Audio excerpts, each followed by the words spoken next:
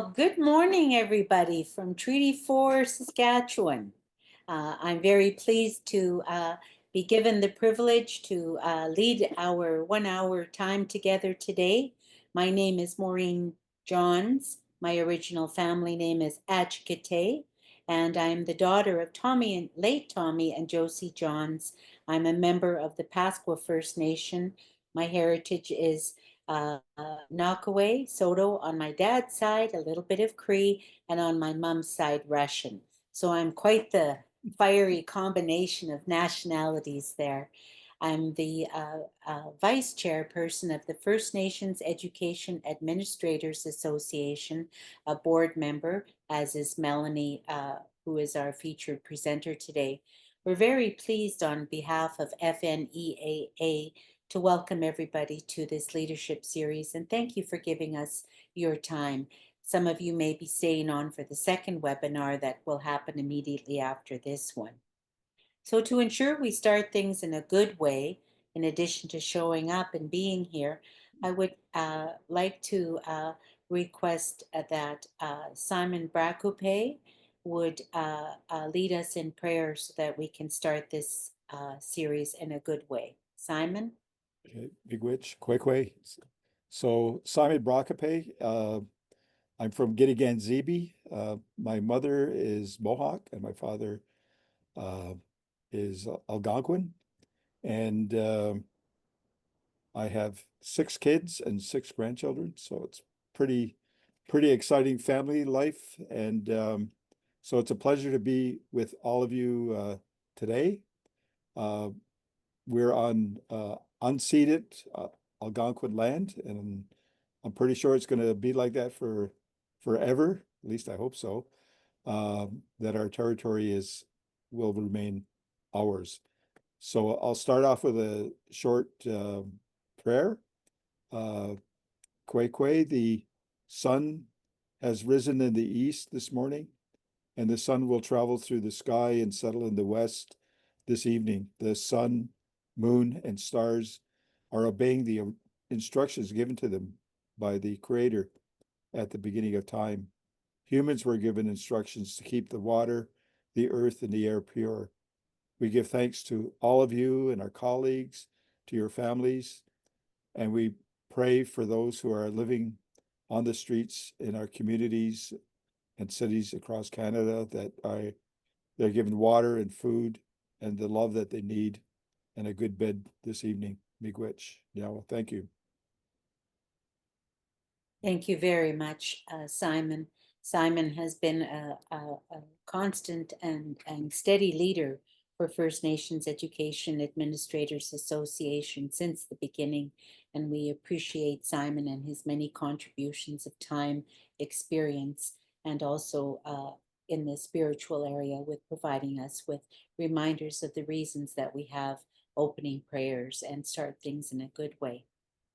Now, one of Simon's 6 children is also on the call with us. Claire Brakupe is also an employee of First Nations Education Administrators Association with very strong strengths in documentation, creating videos, and keeping us all organized. The capacity that I am going to request Claire to contribute to this governance seminar is to provide us with a morning song. Claire, over to you. Thank you, Maureen. I'm going to be singing a song called the Eagle Honor Song, and the words mean, I heard the eagle, I saw the eagle, and thank you to the eagle.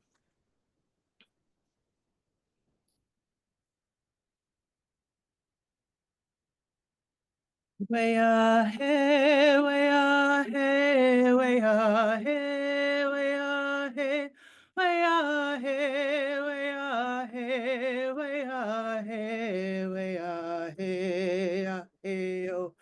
Migize ginundua, migize ginundua, ginundua, ginundua, migize ginundua. Way-ah, hey, way-ah, hey, way-ah, hey, way-ah, hey, way-ah, hey, way-ah, hey, way-ah,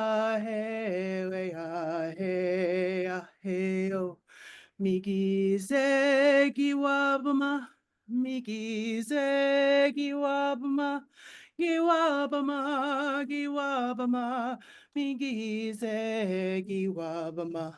Wea he, wea he, wea he, wea he, wea he, wea he, wea he, wea he, ya he, oh. Migize chimigawach, migize chimigawach, chimigawach, chimigawach, migize chimigawach.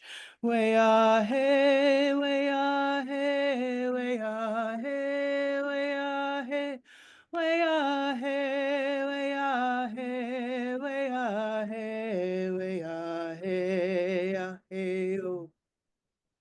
Miigwech.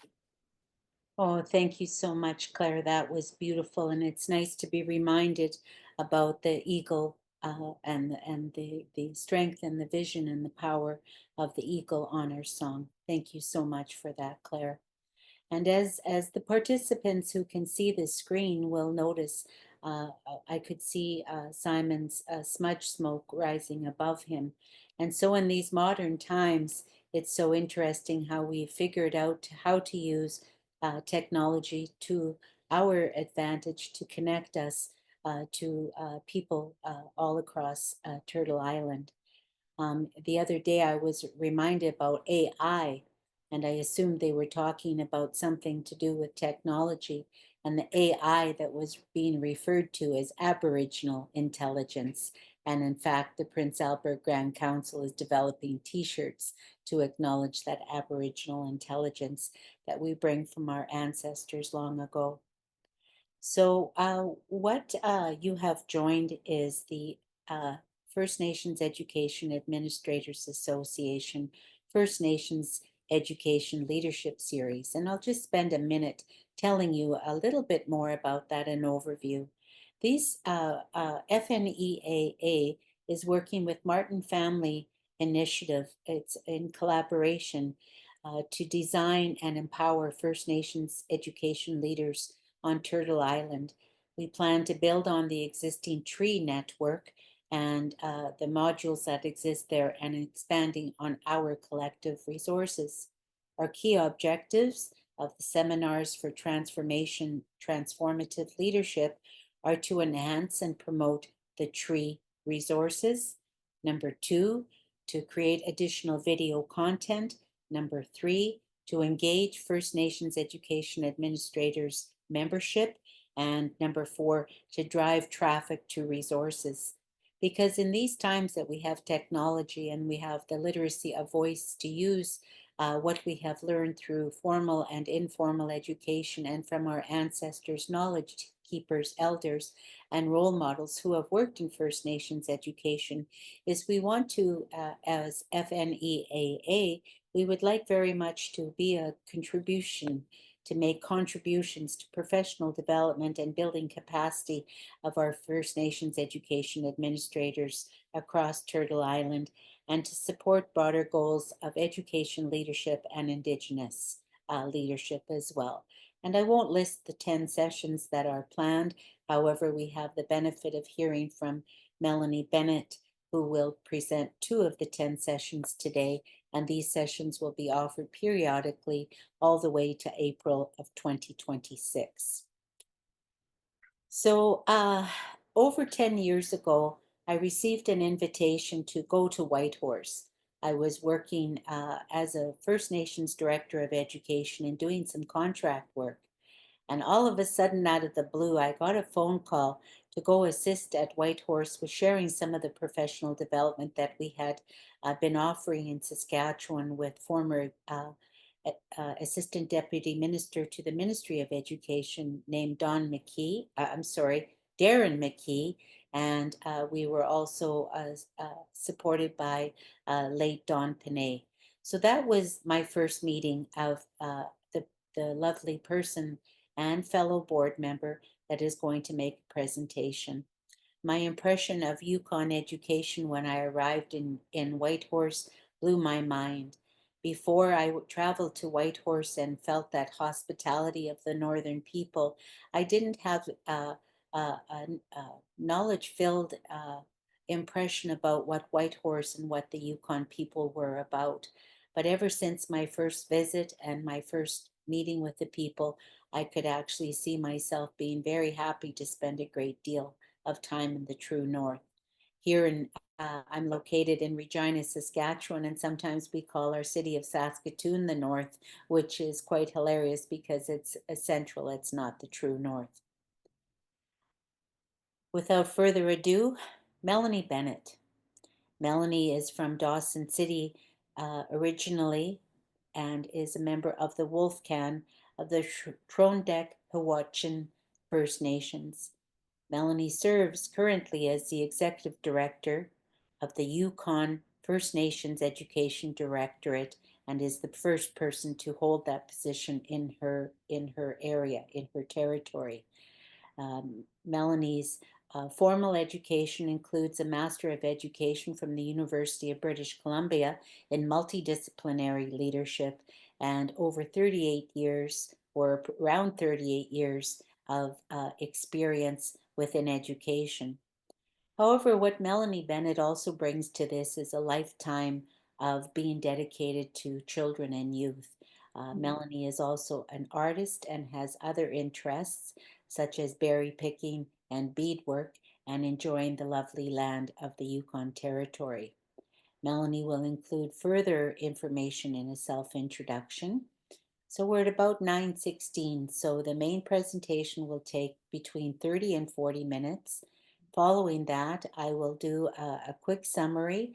We'll have some engagement from participants. So we ask that you can use chat. I will be monitoring that. But during Melanie's presentation, please jot down your questions or keep them in mind till the debrief at the conclusion of Melanie's presentation. Both Melanie and I and Simon and Claire will be contributing to make sure that the follow-up, the slides, the video itself will be recorded as Simon mentioned, so you can sit back and listen without worrying about catching every single note of all of the important and relevant information that Melanie will be sharing with us. And just before I throw it to Melanie, who would have known in our lifetime, those of us on the call would be having this shared experience with people from all over, with people coming from different nations, different nationalities and different places, different job responsibilities, different responsibility as patriarchs and matriarchs within our own family. So this is a blessed time, and I hope that you can sit back for the remainder of the seminar until the hour is up and enjoy. Let what you hear feed your emotional, mental, physical, and spiritual development. And what you will recall in your mind is probably going to be the most important priority information that you will take away with you today. So throwing it off to Melanie Bennett. Thank you, Melanie. Kamar Hozo, everyone. Very Kla Hozo to see you all. Shojre Chker, Shojre Melanie, Trondakachin Diche, Jir Diche, Dawson City Huchin, a Whitehorse. Sit up backwards, Dawson City Diche, Whitehorse Huchin, Alice and Alfred Titus, with you, which Wajar Waju Cedric Carr a Hilda Titus, Yukon First Nations Education Directorate Ra Chedahokai Executive Director Nihe Dashe Shodrin Lai. I said good morning to you all. I'm very happy to be here. It is a good day. I'm coming to you from the Yukon. I am from Dawson City. I am from the Wolf Clan, as Maureen said. I am the granddaughter of Alice and Alfred Titus and the daughter of our former Hake Hilda Titus and Cedric Carr. It's a little bit humbling listening to Maureen say all the things about me. I really just look at myself as I'm now a grandmother. and a mother, and I've lived my life in education, working very hard for, I think, our most valuable resource, which is children. I do want to thank Simon for the prayer. It's always good to start in a good way like that. I'm very appreciative of that. And to Claire, it's appropriate that you selected the Eagle song. When we cross borders to our relatives where there was no borders before. In Alaska, we have a lot of Trondakachin that live north of us. And when I step on their traditional territory, I am Wolf. The equivalent clan in Moiety to that is the Eagle. So thank you for the Eagle song. I will honor that. I can tell you I'm coming to you from the traditional territories of the Kwanlundun First Nation and to Anquichan Council. I am in Whitehorse right now, actually looking out at the land and enjoying that we're in the time of the busy season. We call this the season of light. And in the season of light, I'm about to go home to Dawson at the end of this week. And on the 21st is when we get the blessing of watching the sun go around for a full circle in a 24-hour period. So we're in that season where in Whitehorse right now, it's about 23 hours of daylight. When I go 500 kilometers north of here, we'll be back to 24 hours of daylight for a short little period. So this is our time to work and enjoy. So I've always believed something from one of my elders, which is if you put the right people in the room, magic will happen. So I'm looking at this very different platform on doing a little bit of a presentation. I'm going to go a little off of script for what Maureen said, because I'm going to supremely suck at just talking. And if you have a question or where something comes up, I have no issues with you butting in and just asking the question. I'm fine with that. I'm the worst person to say, oh, I got to save that to the end. So if you want to at any point, do ask a question. I'm going to chat with you today a little bit about our story here in Yukon, and I think it should be told by story. That is our way. On our journey in education to get where we are right now. We have a very unique story. I'm actually going to start off with just a little bit of a video first. It's going to take 5 minutes. So I'm going to have Claire suit that up because the video does tell our story in a condensed version from our most valuable storytellers, our elders, and then our children, so that you could hear a little bit about the path, and then I will flesh that out a little bit in the talk. So are you ready, Claire?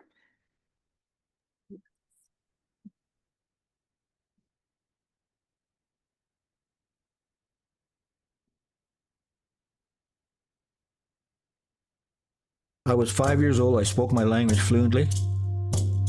I don't like to use the word incarcerated, but I was in residential school for 9 years of my life, and I lost my language, and so that educational concern was with me all my life.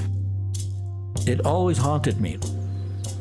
Indigenous children and students in the Yukon are not succeeding at school like non-Indigenous students. To understand why, we have to look back to the time when residential schools were shutting down. All the other districts at that time when residential schools were closing down, the government of Canada was signing that back over to the respective First Nations. In Yukon, they gave the responsibility and authority of education for Indigenous children to the territorial government without talking to the First Nations.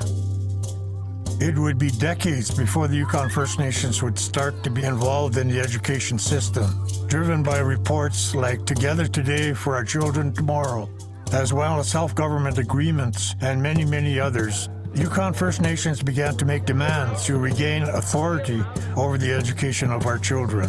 It was the final meeting that we were having in that consultation at the end of the 2-year period, all 14 First Nations in the room. And it was Chief Simon Mervyn stood up in that room without a microphone or anything, and he said, you guys need to listen to me. And he quieted the entire room. And he said, if we're going to go down this path, we have to reestablish the Chiefs Committee on Education. Somehow we got to get a plan together to work together and stay together as First Nations people.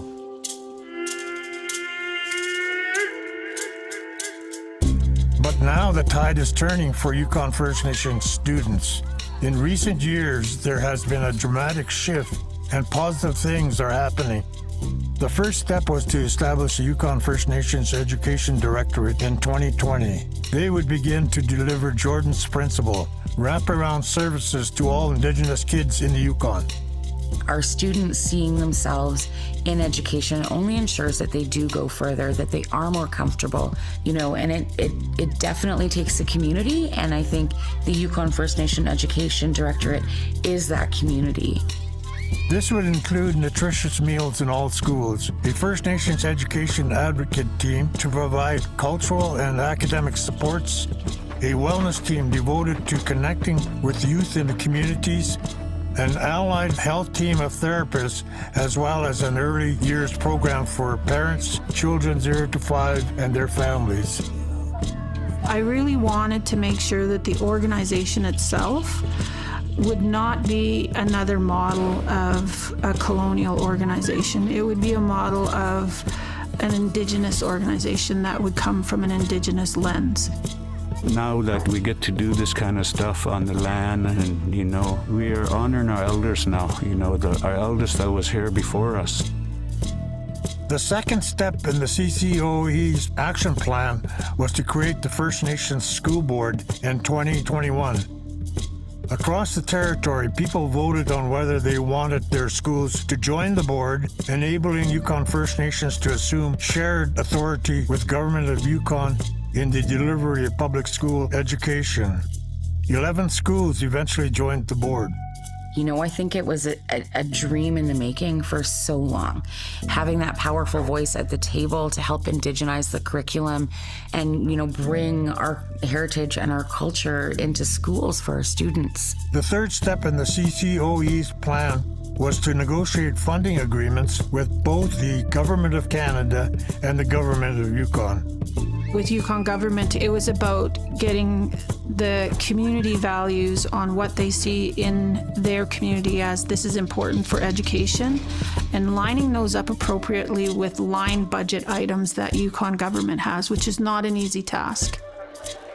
Everybody is at the table, and on the Chiefs Committee on Education, we do have self-governing nations as well as the non-self-governing, and we also need to ensure that they have a voice, and it's so incredibly important that they are part of the committee. But for now, Indigenous students all across the Yukon are feeling the positive changes.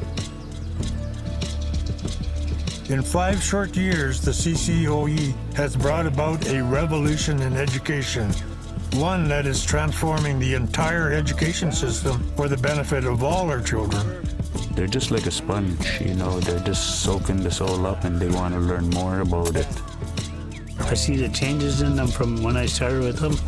They're going to be the next leaders. That's why we're teaching them. I can see happiness. I can see the love of pursuit. I can see the interest coming back in them through the efforts of YFNED. The work we do is on behalf of our Indigenous children in the territory, and to me as an educator, there's nothing more honorable than that.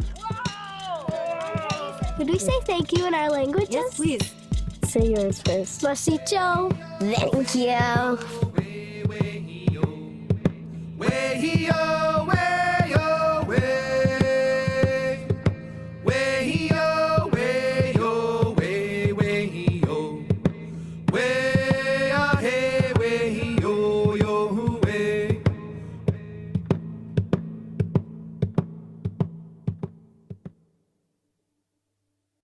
Thank you, Claire. I think that's just a little bit of an intro of where we came from, and then I'm just going to flesh out a little bit about the story in the governance model that we were guided by our elders and the First Nations. And I really, really want to express in all of this that the main mandate that the Chiefs Committee on Education wanted to move forward was that we had a unified control of First Nations education. But unified had to be directed by what the community wanted. So one of the things that you need to know is, how did we actually get here? Yukon has a very, very different story when you look across Canada. We have 11 self-governing First Nations and 3 unceded. And that stemmed from one of the documents you saw in the video, which is known as Together Today for Our Children Tomorrow. It was a statement from Yukon First Nations in 1973 that really changed the map in the Yukon. Because in 1964, there was what was known in Yukon and across a lot of regions in Canada, a master tuition agreement.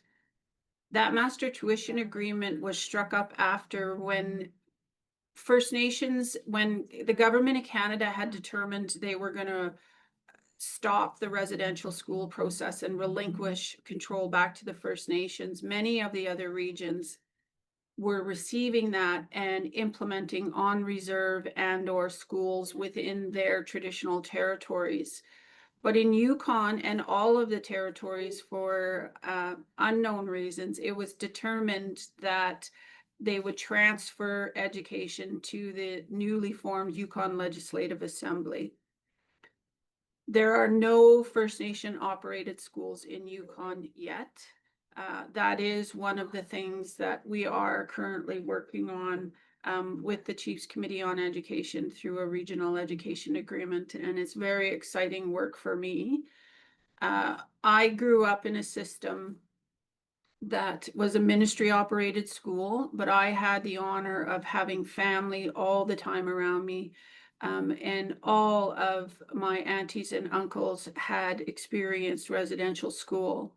And it was a deep question within my head all of the time. I come from a family of 12. I'm number 10. We all smile about that, especially when you have 8 older sisters. So I'm the youngest girl, so I know how to be bossed around. But the question I always had in that is, how come I was the only one that finished school? What was it that said, okay, this one's going to finish school? And I believe it was my grandmother.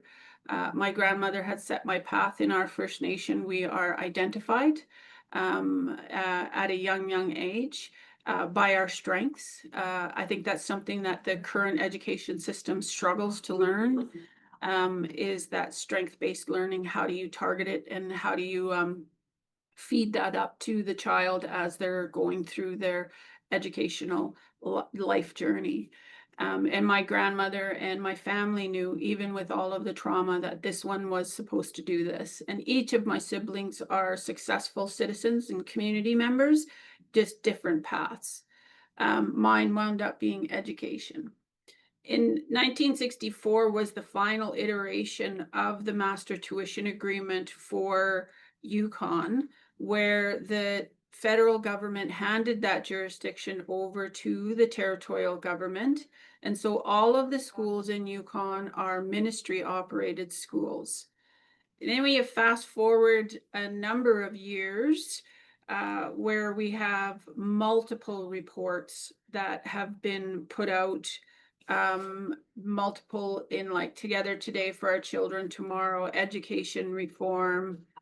We had one done here called the Kiwa report, which really looked at all of the what is not working. It was really in 2014 when we struck a trilateral agreement with the territorial government and the government of Canada to form the joint, reform the First Nations Education Commission, and they developed a joint education action plan. The funny piece in it all is that that was signed off and agreement was moved forward in 2014. 2016, nothing was moving again. And the chiefs came together and said, we can't have another report. We had at that time 2 successive Auditor General reports that had gone to the Department of Education in Yukon, and it was not, they were not good pictures of our success rates. for the Indigenous children in the territory. So it was that unrest that really pushed, where we had 2 years of consultation. And when I talked about in the video, Chief Simon Mervyn, that was in 2018 that they reformed the CCOE. And the first thing they did, their first resolution that they passed, was to establish the Yukon First Nations Education Directorate. Why they decided to do that is they said, we've been trying to work with a colonial system, but it's always been done off of the sides of desks. We as self-governing First Nations have capacity. The unceded, there's capacity challenges. We don't have anybody to strike up the torch on that. So they formed the directorate. At the time, I actually was a principal in the system and had been helping off the side of my desk to facilitate the 2 years of consultation.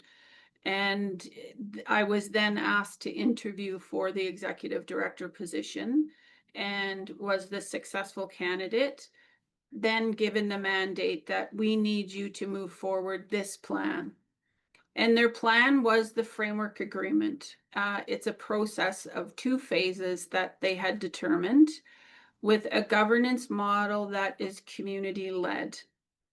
So we were asked to come back with options in that consultation of what could the First Nations do? What would it be like if we had our own system, and would it change for our students, our children? First and foremost, we came back with 7 different options. They were a myriad of, you can continue to try and interject from outside and try and push the same system, the status quo. Self-governing First Nations have the ability to draw down education, and some of them are having those conversations now, and we're helping them to advance that. Or one of the options that we had put forth was the framework agreement process. One of the challenges that the First Nations had lead back to capacity. If we move towards drawdown, what will happen with infrastructure? What are the needs that are going to be there? What are the pieces that we're going to have to fit in? And it's very onerous. It will be extremely difficult on capacity, especially with some of the smaller First Nations. And then there will be great discrepancy between the unceded and the self-governing in how that looks. So how do we find a model? And one of the things was, one of the elders guided us, and I've still, on his words, put the right people in the room, said, look at the legislation.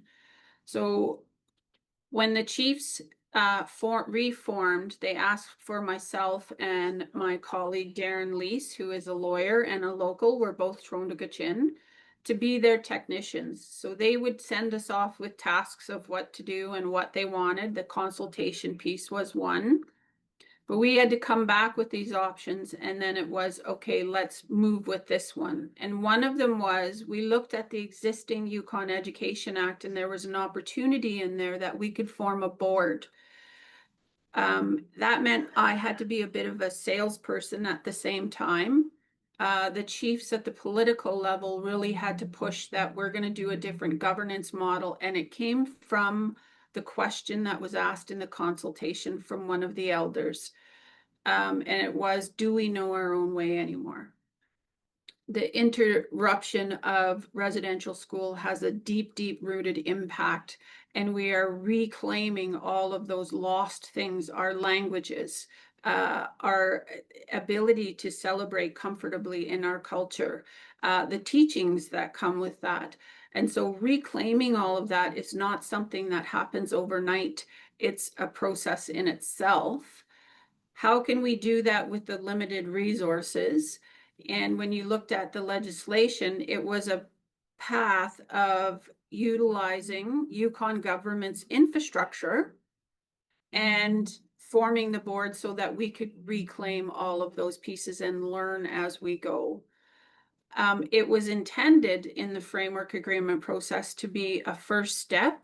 Then the First Nations, as they learned, could move into either the REA piece or in their drawdown of their first local self-governing First Nation.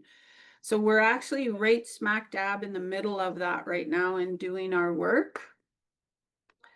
Had I known when I was given the task that to establish this school board at first, what it would entail, I think I would have dauntingly said, can I have more folks to do it? Because the work of that really fell upon about 5 people. And a whole lot of political pressure. And then the technical work that we had to do outside of each time was a tremendous amount of travel, going to see different communities, listening to them, explaining to them what the processes were, and then moving through the referendum process. What the legislation gave us was the First Nations School Board. We first had to come up with an agreement that Yukon government would sign with the Chiefs Committee on Education. Once they signed that agreement, and I want to tell you, the tipping point to do this was when we received a 2019 Auditor General's report, and it was showing that instead of with 2 previous giving suggestions to improve, we got a third that said you're actually going further down. You are making less improvements, and it really pushed government that you better make some changes because it's not looking good on your end. And I think Chief Simon Mervyn said it well, we can't lose another generation of our children, so we need to bring those changes. We were then tasked, and I want to note the time frame. By then, it's 2020, and you have a global pandemic happening. This organization formally established YFNED in December of 2019. We moved into what's our current and existing office space right now in July of 2020. So we were in a period where we were doing all of that, and it was full on COVID. So in some senses, that was a challenge. And in others, it was a bit of an advantage, because I can tell you this, when I have to go deal with the bank now, it sometimes takes me days or a week for them to come back and say, we can do this. When we were setting up everything and working through financial establishments, they would call us back on the same day because they didn't really have much business at that time. So there were some little things that came about during COVID that I always like to acknowledge as that was good. Once the Chiefs got sign off and they had it was 10 communities that said, we're going to go forth with this framework agreement. And then Yukon government signed off on it. We then enacted what would have to happen within the legislation under the Yukon Education Act, which is school councils of each school. There are 29 schools would have the opportunity to pass a resolution to say that they would like to run a referendum in their area. And in the first round, there were 9 schools that submitted resolutions and/or petitions. And we ran a referendum that would be resulting in 8 of those schools being successful to the newly established. At that time, it was then February of 2021 that we formed the First Nations School Board. It was off cycle of what the legislation stated, so we had to start off with an interim governance committee that would do the work of the initial what's the board going to look like. And we wanted exactly what we had done with YFNED, which is let's look at it from our lens. And the biggest thing we can celebrate with the First Nations School Board in its establishment is that we chose a model of governance that was written in the agreement that best efforts would be utilized for it. But it was the community committees that led the way. So how that works is a school board within the Yukon Education Act has the authority to do all the hiring.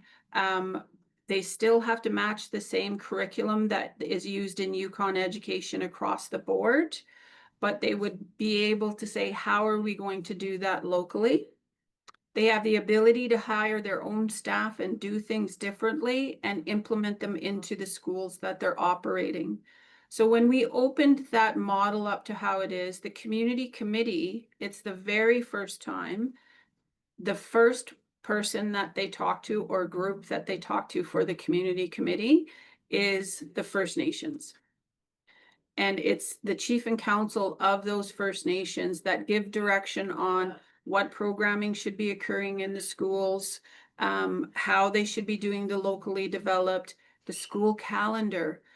One of the school board schools in the White River First Nation traditional territory immediately enacted that in their school calendar, they will run a quarterly calendar that operates to their hunting season. So the students attend school for 2 months, and then they have a month off, and then they go back to school for 2 months, and they have a month off, and they do that throughout the year, so that those months off, the students are with their families going out on the land, and they're timed to the fall, winter, spring, and then summer looks a little differently for them because that's usually celebration and work for us. But it hit those seasonal things. So that's one of the first ways that we were able to say the First Nations are going to be able to drive this. Secondly, the piece was about language. Very, very contentious in our region. Language is within Yukon, like it is across Canada, we are at a critical state with our languages. Instead of continuing and perpetuating something that was not working in a system, they have the ability to say, we're going to change up how that comes in. It's not about trying to expect in an English immersion system, these language teachers are going to build fluent speakers when they only get 30 minutes a day with the kids. It doesn't work that way. So how can we look at that differently? And they worked with the First Nation Education Commission, who then struck us to develop a language framework and action plan that would be implemented in a public school to be able to get our kids to be re-inspired and understand that there's a little fire inside of you and it's called our language. And when you light it, it will strike something that's in all of us. It's inherently in all of us as First Nations people to come out and go, I want to do this, so that by the time they're through public school, they're going to want to go into immersion programs that we're establishing across Yukon or deepen their own learning into the language so they can reconnect with that. We also pushed a model that both YFNED and the school board adopted immediately, which is our decisions are never made at the whim of government, even the chief and councils. It was hard for some of the chief and councils to hear me tell them, well, no, I can't do that because it's not going to serve the children. Every decision that we make puts our children at the center first. So for both of us, the board and YFNED, children are in our thoughts first. And we make those decisions, no matter what it is, with their best interest in mind. And with the board, what they had decided to do is from that, you have your learners, your families, then you have school teams, administrators, and wrapping around that would be the trilateral agreement that they had with government to operate there at that time 8 schools, and it is now 11 schools because we did run a second referendum. And encompassing around all of that is our elders, knowledge keepers, and our community.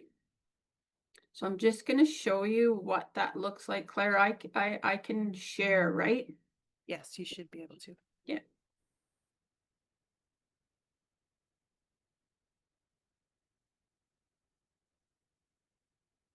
Can everyone see that? Yes. Yeah. So what that looks like is this, where our kids are in the center. And the decision of the First Nations comes in through the community and the committee agreements, and that's what guides us. And so when we looked at it as an organizational chart, it's a little different than the hierarchical process that you always see with traditional governments. It keeps our children at the center, and the community needs and community wants as the main driving force in all of that. Okay, with my stop share, I'm looking at my time, I'm staying on it, Maureen. And with that piece, because I know we'll go deeper in the next one, I'm gonna leave the floor to say, are there any questions at this time?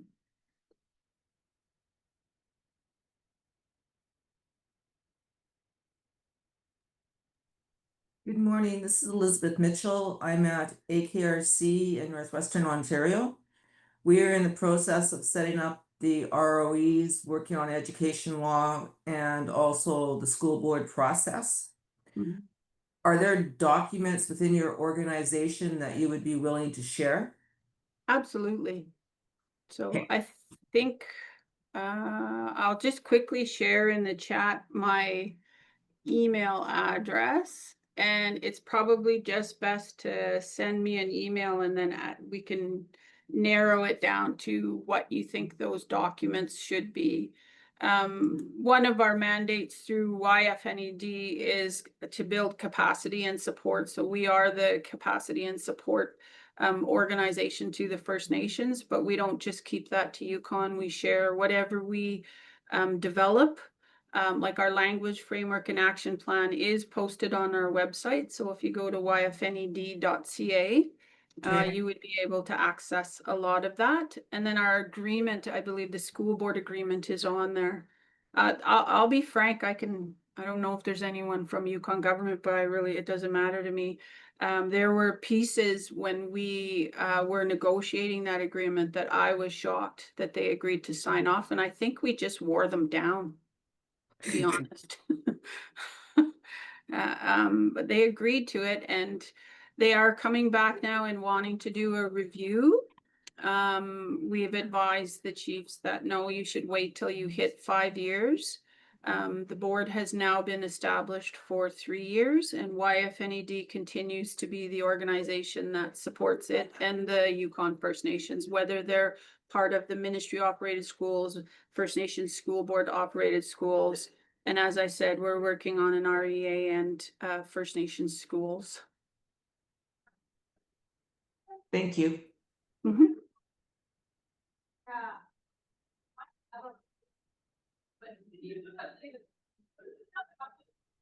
Is that another question coming through? I don't believe so. But a big Marcy Cho, Melanie, thank you for sharing everything that you have shared. As I stated at the beginning, we're planning to have a bit of a debrief session about some of the topics Melanie has shared. And for time's sakes, we're going to kind of speed through that a little bit. This is our first webinar, so we'll get our timing down better, I'm sure. So what I'm going to do is just to share some of the visual metaphors that Melanie provided us with. I heard Melanie say it starts with us, and it begins with the spark within us to make the transformative change. The transformative change, the transformative leadership reminds me of the butterfly metaphor and the life cycle of the butterfly from the beginning to the wings to returning. Melanie talked about being in the season of light. Indian control of Indian education was signed in 1973, 52 to 53 years ago. We are in the season of light. We are taking back our literacy of voice. We are placing children at the center first. We are not relying on colonial models. We are using our Indigenous lens. We are strength-based, and we are reclaiming our language and culture. For you as participants in the way that you will reflect on this session, what did we hear? What are some of the highlights that you're keeping in your mind from what you listened with the 2 ears when Melanie was speaking? What are some of the highlights? What are some of the questions that you might have? We are always open to feedback, and Melanie has provided her email as well. So what did you hear? How does that compare to what you are doing where you are at? Are you striving to learn more about the Yukon model because it aligns with yours? Or are you taking aspects of the Yukon model as it's been outlined to complement and build and enhance what you already have? So that's the what.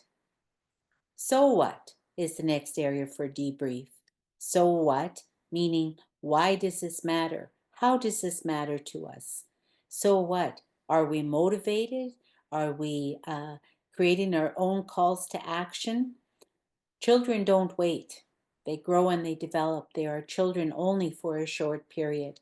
Every minute, every second of our life matters as we give back to the fact that we've survived into adulthood so that we can provide for students. So what? How will this change the education systems that you work within when you transform your system to giving us what we had before contact and not using a colonial model and looking at our own models of decision making and demonstrating adaptive leadership? Why does this matter to you? Why it matters to me is that I see a strong Yukon-based leader, Wolf Clan member Melanie, inspiring me to keep going.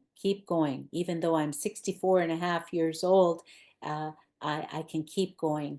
And that's our call to action individually. It starts with ourselves. So please make it matter. Make the rationale for your positive changes to benefit children and future generations, as well as the protection of our culture and language here on Turtle Island, which will not be protected in any other place the way it will be here at our home. Now what? What is our call to action? What are we going to do as a result of being involved in this seminar? Are we going to join other seminars? Are we going to talk to our family members at the supper table this evening about what we heard? Are we going to have coffee with our colleagues this afternoon and talk about now what? Because action is required. The formula, the magic formula, is information, starting with that strong value set, what we are born and raised with, and hearing information, but to activate the physical part of ourselves into action. So we can listen to information. We are not, our minds are not a vessel to be filled with information. Our minds are intended to be like candles to be lit. And I would like to extend to Melanie appreciation for lighting that candle within our minds so that we can discover and create our own knowledge to answer to our own needs of what has been provided. Now we are 3 minutes from closing and we want to close in a good way. I apologize that we don't have opportunity for further discussion. I feel that the people on the call, this is not the last we're going to hear from you and to share and discuss. The seminar immediately following is an opportunity. You can take out a First Nations Education Administrators Association membership. You can join with other webinars that will be provided, 10 in total by April of 2026. Take a pause, take a deep breath, fill yourself with the positive energy that we've shared. And in closing, I would like to send to Simon to provide us with a thank you prayer and any other important comments that I may have missed. But thank you everybody for your participation. Miigwech. So my closing will be the words of my grandmother, who was a midwife, and people would bring babies into the home. I had the good fortune of living in the house with my grandmother. And when the baby left with the parents, my grandmother would say, that baby already knows everything. You know, the spirits that we're talking, the learning spirit. And when I worked with Cree elders up in James Bay, they said the same thing, that when our spirit comes into the the physical world, our spirits already know everything, and it's the job of the parents, grandparents, the communities, teachers, educators to remind that spirit of what it already knows. And so with those beautiful words, I will close, and we will see you in a few seconds. Thank you. Big Witch.